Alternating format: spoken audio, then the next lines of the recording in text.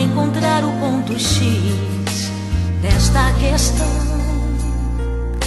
analisando os mínimos detalhes desta situação, enrolado em uma teia de perguntas, se movendo entre o que e o porquê, ajuntando as peças do quebra-cabeça pra depois ver o que vai fazer.